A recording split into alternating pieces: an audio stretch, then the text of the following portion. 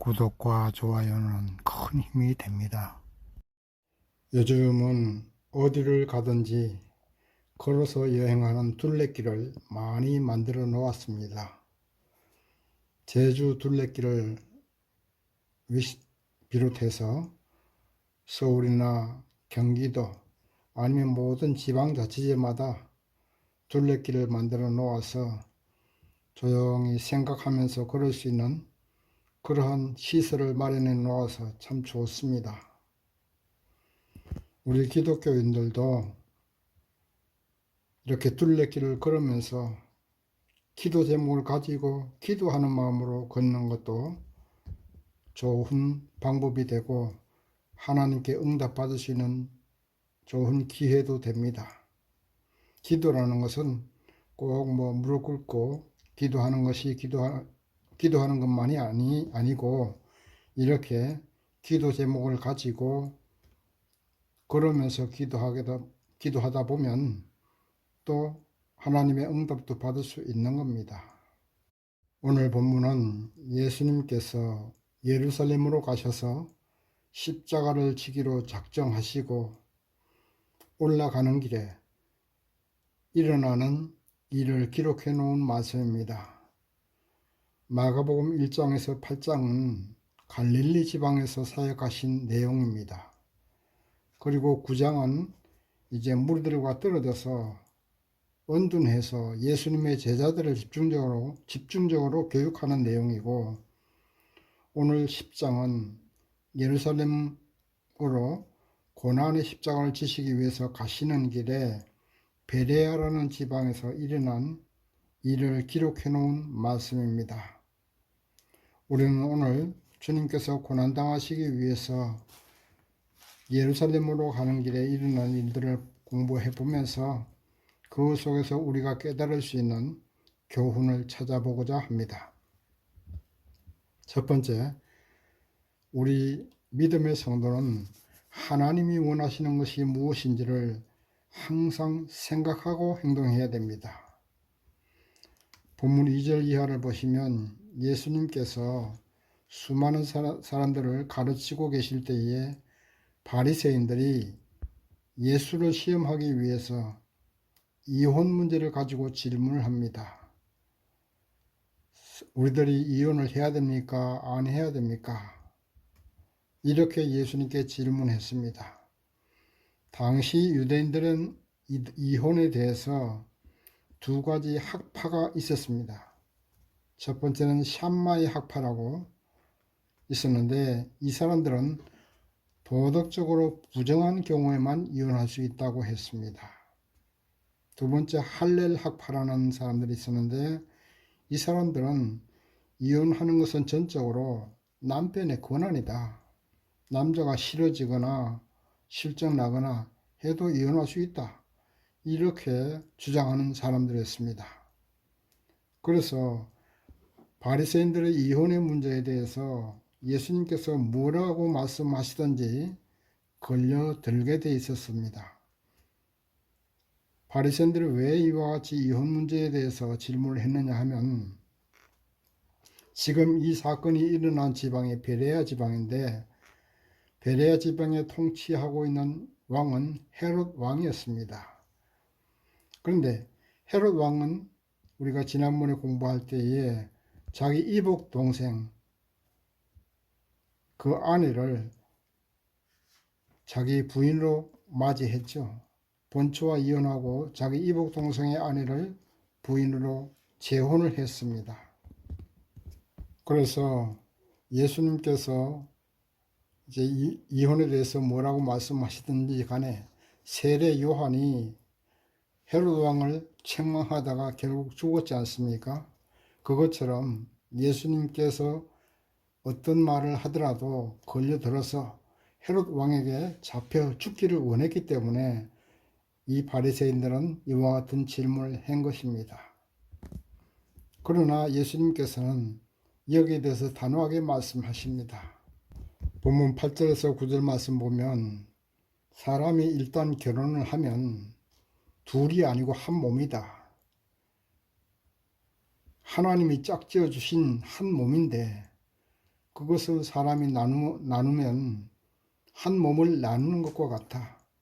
그러니까 사람이 나누지 못한다고 결코 이혼할 수 없다고 반대하십니다. 오늘 많은 사람들이 이혼을 너무 쉽게 결정합니다. 기독교인들도 그렇습니다. 살다가 싸움 한번 하면 헤어지자고 하고 이혼하자고 합니다. 그런 거 참 좋지 않습니다. 이혼은 하나님의 뜻도 아니고 결혼하면 이제 남자와 여자가 별개의 몸이 아닙니다. 한 몸이 된 것입니다. 내 몸에 팔이 마음에 안 든다고 잘라버릴 수 없지 않습니까? 그것처럼 부부가 한 몸이 되었다면 싸울 때는 싸우더라도 싸움의 원인이 무엇인가를 서로 반성해 보면서 서로 맞춰가면서 살아야 됩니다. 어차피 남남끼리 만나서 한 몸이 됐는데 서로 다른 성격, 서로 다른 자라온 환경 이런 것이 다른데 어떻게 그렇게 딱딱 맞겠습니까? 살아가면서 맞추면서 살아가야 됩니다. 그러므로 이혼하는 것은 절대 하나님이 기뻐하실 일도 아니고 하나님의 뜻도 아닙니다. 사단이 기뻐할 일이죠. 사단이 좋아할 일이고 우리 하나님을 믿고 따르는 성도님들은 살아가면서 어떻게 하여야 주님께서 기뻐하실까? 이것을 우선순위에 두고 행동해야 됩니다. 다시 말씀드립니다. 우리 하나님을 믿고 따르는 성도님들은 살아가면서 어떻게 해야 하나님이 기뻐하실까? 이것을 항상 머릿속에 생각하면서 행동해야 된다는 것입니다. 본문 13절 이하를 보시면 사람들이 아이들을 데리고 예수님께 와서 우리 아이 좀 축복해 주십시오 하고 예수님께 많이들 아이들 데려오니까 제자들이 꾸짖고 말렸습니다. 아마도 예수님께서 너무 힘드시니까 제자들이 그 사람들을 막은 것 같습니다. 그런데 이와 같은 제자들의 행동에 대해서 예수님께서는 뭐라고 말씀하시냐? 아이들이 내게 오는 것을 금하지 말라 하고 단호하게 말씀하십니다. 뿐만 아니고 예수님께서는 아이들과 부모들, 어머니들을 꾸짖는 것을 아주 분하게 여기셨습니다.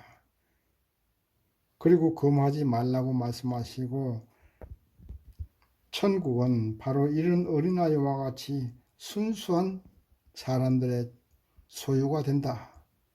그렇게 말씀하셨습니다.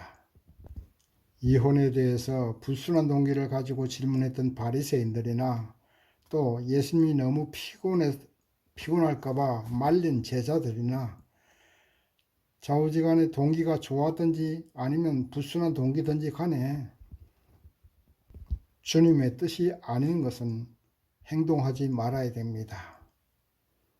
이혼에 대한 질문도 하지 말아야 될 것이고 예수님께 달려오는 아이들을 말리는 것도 하지 말아야 됩니다. 왜? 예수님께서 기뻐하지 않으시기 때문에 하나님의 뜻이 아니었기 때문에 그렇습니다. 아무리 좋은 동기를 가지고 하는 일이라 할지라도 예수님의 제자들이 그 아이들 오는 것을 말리자 분하게 생각하셨던 예수님 아니십니까? 그러니 우리가 아무리 좋은 동기를 가지고 행동한다 할지라도 주님의 뜻이 아니면 우리를 분하게 여기실 수 있습니다. 그러므로 언제나 주님의 뜻이 무엇인가 항상 생각하고 조심하면서 행동하고 말해야 된다는 것입니다. 아무리 남편이 속을 썩이고 아내가 속을 썩인다 할지라도 함부로 이혼하려 하지도 말고 아무리 주님을 기쁘게 하려는 좋은 동기를 가지고 하는 행동이라 해도 그것이 주님의 뜻이 아니면 안 된다는 것입니다. 항상 내가 하는 말 한마디, 내가 하는 행동 하나를 주님께서 기뻐하실까를 생각하면서 행동하고 말하는 우리 성도님들이 되어야 되기를 바랍니다. 두 번째, 무엇을 해야 영생을 얻을까에 대해서 공부해 봅시다. 오늘 보면 17절을 보시면 한 청년이 예수님께 달려와서 내가 무엇을 하여야 영생을 얻으리까 하고 물어봅니다. 그러니까 예수님은 너의 재산을 다 정리해서 가난한 사람들 도와주고 그리고 나를 따르라 이렇게 말씀하셨습니다. 부자 청년은 재산이 많았습니다. 그래서 그는 결국 근심하면서 돌아갔습니다. 사복음서 어디를 보아도 이 청년이 다시 돌아와서 예수님의 제자가 되었다는 말은 없습니다. 결국 이 청년은 많은 재산 때문에 예수를 영접하지도 못하고 예수님의 제자가 되지도 못하고 생을 마친 것 같습니다. 당시 유대인들이나 오늘날 유대인들이나 건강과 물질은 하나님의 축복이라고 생각했습니다. 물론 건강하고 재산이 많은 것은 좋은 것입니다. 우리 하나님 믿는 성도들도 잘 살아야 됩니다. 물질과 재산을 추구하는 것이 절대 죄는 아닙니다. 할 수만 있으면 돈도 많이 벌고 사업도 성공해서 하나님께 11조도 많이 하고 어려운 사람도 많이 도와줘야 됩니다. 그러나 그것으로 영생을 얻을 수 있는 것은 아닙니다.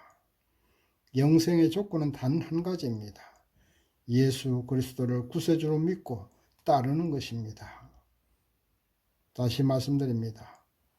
영생의 조건은 돈도 아닙니다. 권력도 아닙니다. 단 한 가지, 예수님을 믿고 따르는 것. 그것이 영생의 조건입니다. 로마서 3장 28절에 보면 그러므로 사람이 의롭다 하심을 얻는 것은 율법의 행위에 있지 않고 믿음으로 되는 줄 우리가 인정하노라 하고 기록되어 있습니다. 율법의 역할은 죄를 깨닫게 할 뿐입니다. 우리나라에 민법 있고 상법 있고 율법 전서가 있으므로 범죄하는 것을 알게 되는 것처럼 율법이 있으므로 우리 죄를 깨닫게 되고 그 죄를 용서받기 위해서 예수 그리스도를 믿고 의지하게 된다는 겁니다. 예수님은 하나님과 우리 죄인들을 화목하게 하기 위해서 우리를 대신해서 십자가에서 몸짓고 죽으셨기 때문입니다. 하나님 앞에서 우리는 죄로 말미암아 저주받을 수밖에 없게 돼 있었습니다. 그런데 예수님이 우리의 죄를 대신 지시고 십자가에 달리셔서 우리가 당할 고난을 다 당하셨습니다. 화목 제물로 십자가에서 물과 피를 다 쏟으시고 죽으셨습니다. 그리고 부활하셨습니다. 우리는 그 사실을 아멘으로 받아들이고 예수님을 나의 구주로 영접만 하면 영생을 얻을 수 있는 것입니다. 중국의 진시황이 그 넓은 영토를 가지고 있었고 절대 권력을 가지고 있어서 영생을 얻고자 영생하고자 불로초를 구해오라고 많은 사람들 사방으로 보냈습니다. 그러나 불로초를 구해온 사람은 아무도 없었습니다. 결국에 진시황은 짧은 인생을 살다가 가고 말았습니다. 넓은 영토를 소유한들 무슨 소용이고 절대 권력을 가진들 무슨 소용이 있습니까? 결국은 한 줌의 흙이 될 뿐입니다. 그것이 영생의 조건은 되지 못합니다. 그러나 우리 주 예수님만 믿으면 돈이 없어도 권력이 없어도 영생을 얻을 수 있다는 사실을 믿으시기 바랍니다. 오늘날 아빠가 국회의원이면 의학 전문대학원에 들어가서 의사도 될 수 있고 아빠가 교수이면 로스쿨 들어가서 변호사도 될 수 있고 아빠가 현대장로차 다니면 현대장로에 입사할 수도 있습니다. 아빠가 큰 교회 목사이면 큰 교회 담임 목사도 될 수 있습니다. 그러나 그들이 아빠 빼고로 영생을 얻을 수는 없다는 사실을 믿으시기 바랍니다. 우리는 교수 백이 없고 큰 교회 담임 목사의 백도 없고 현대장로의 백도 없고 국회의원 백도 없습니다. 그러나 예수님의 백이 있습니다. 예수님의 찬스로 천국을 갈 수 있고 영생을 얻을 수 있는 것입니다. 이보다 더 좋은 백이 어디 있습니까? 그러나 우리가 또한 믿음의 길에는 고난도 함께한다는 사실을 알아야 됩니다. 영생도 없고 천국도 갈 수 있지만 이 땅에서의 삶은 그렇게 호락호락하지 않습니다. 본문 37절에서 38절을 보면 야고보와 요한이 예수님께 간청합니다. 예수님, 이제 예루살렘에 가셔서 이스라엘 왕이 되시면 우리 형제 둘을 하나는 영의 정에 앉혀주시고 하나는 자의 정에 앉혀주십시오 하고 간청을 합니다. 그러니까 예수님께서 기가 막혀서 말씀하십니다. 너희가 알지 못한다. 너희가 나의 마시는 잔을 마시며 나의 받는 세례를 받을 수 있느냐? 이와 같이 물어보십니다. 이 말씀은 야고보와 요한 너희 형제가 내가 받는 십자가 고난을 같이 당할 수 있느냐는 말씀입니다. 세례 야고보와 요한은 그것도 모르고 무슨 뜻인지도 모르고 할 수 있다고 말합니다. 그리고 다른 제자들도 자신들도 똑같은 욕구가 있는데 이 야고보와 요한이 먼저 간청하니까 분해합니다. 결국 십자가에 달리신 예수님 앞에는 12명의 제자들은 아무도 없었습니다. 그들은 모두 다 하나같이 도망가고 말았던 것입니다. 우리는 예수님을 믿고 영생을 얻고 천국에 갈 수 있습니다. 그러나 거기에는 고난과 어려움도 함께 따른다는 사실을 꼭 명심해야 됩니다. 이 땅에서 믿음 생활 올바로 하기가 그렇게 쉬운 것이 아닙니다. 제대로 신앙생활을 하려면 정말로 어렵습니다. 그러나 그럼에도 불구하고 그 모든 어려움을 이겨내야 됩니다. 주님이 십자가 고난을 당한 것처럼 우리도 주님과 같은 고난을 당해내야 됩니다. 주님께서 부활하셨기 때문에 우리도 결국은 승리할 수 있습니다. 그 승리를 바라보면서 현재의 고난과 믿음 생활의 어려움을 이겨내야 된다는 말씀입니다. 사단의 최종 무기는 죽음인데 우리는 죽음을 내서 끝나지 않습니다. 죽음에서 끝나지 않고 다시 부활할 수 있습니다. 그러니 무엇이 두렵습니까? 우리에겐 영생이 약속되어 있고 영생이 이미 내 것인데 죽음을 무서워할 수 없습니다. 현재의 고난을 두려워하지 마십시오. 어렵다고 해서 믿음 생활을 포기해서도 안 됩니다. 그리고 우리가 영생이 목표가 되어서도 안 되고 야고보와 요한 그리고 다른 제자들처럼 하늘의 상급이 목표가 되어서도 안 됩니다. 하루하루 예수님 의지하면서 기도하는 마음으로 현세의 이 어려운 믿음 생활을 잘 극복해 나가는데 최선을 다해야 됩니다. 그렇게 하다 보면 결국은 상급도 따라오고 영생도 따라오는 것입니다. 상급이 목표가 되고 영생이 목표가 되면 힘들다는 거예요.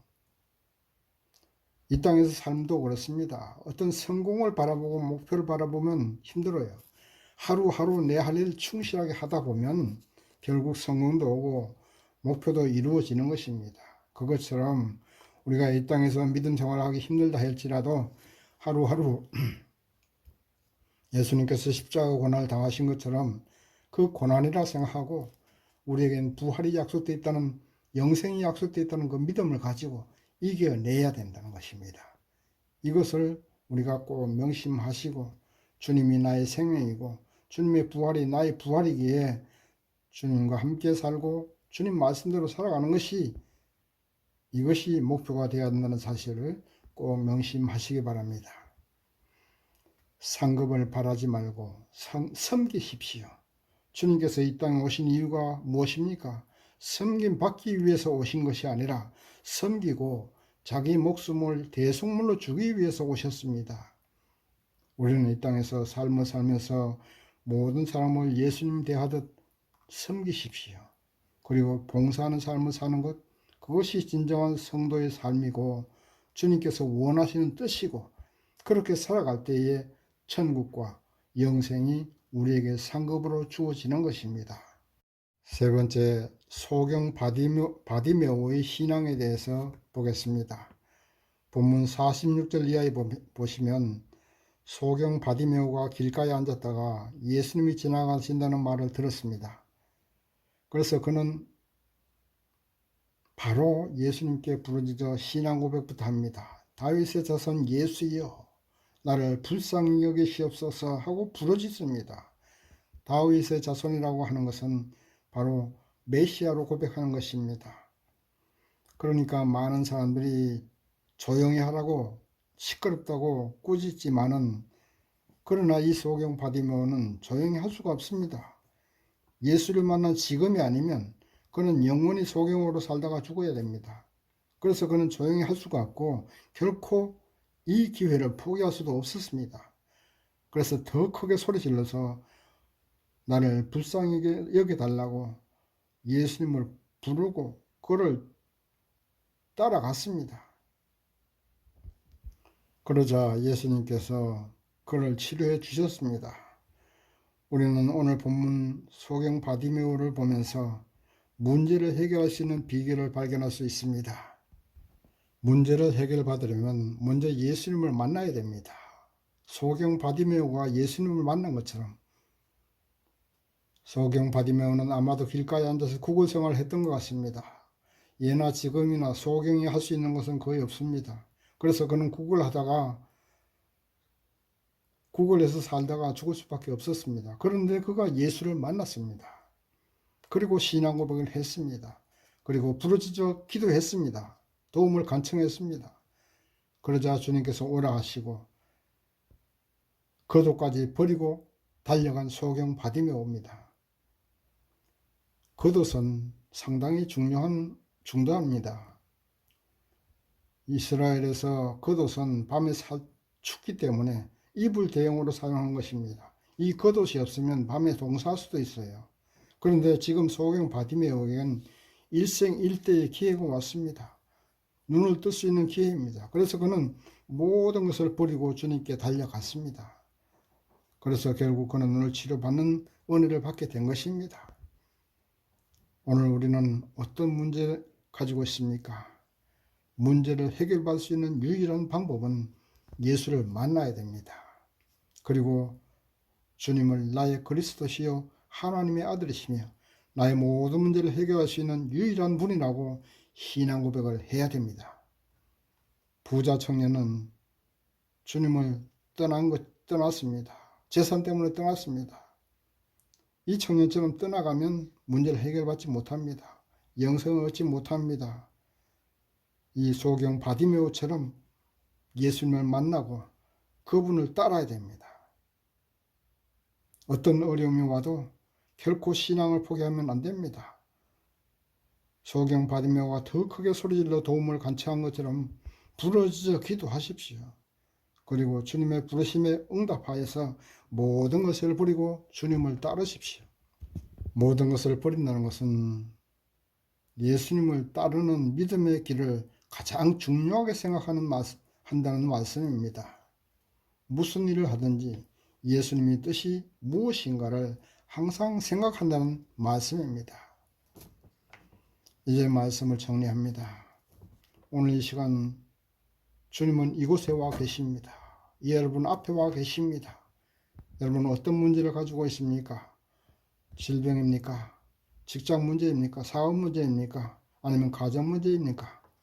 어떤 문제든지 해결받기를 원하시면 지금 여러분 앞에 와 있는 예수님을 만나십시오. 마음 중심으로 예수님을 나의 구주로 영접하고 신앙 고백을 하십시오. 주님 앞에 나의 문제를 해결할 수 있습니다. 주님께서 해결할 수 있습니다. 소경 바디메오가 불쌍히 여겨달라고 부르짖은 것처럼 여러분의 문제를 주님께 부르짖어 기도하십시오. 그리고 주님을 따르기로 고백하고 서원하십시오. 그러면 주님께서 여러분의 모든 문제를 해결해 주실 것입니다. 기도에 응답받을 수 있습니다.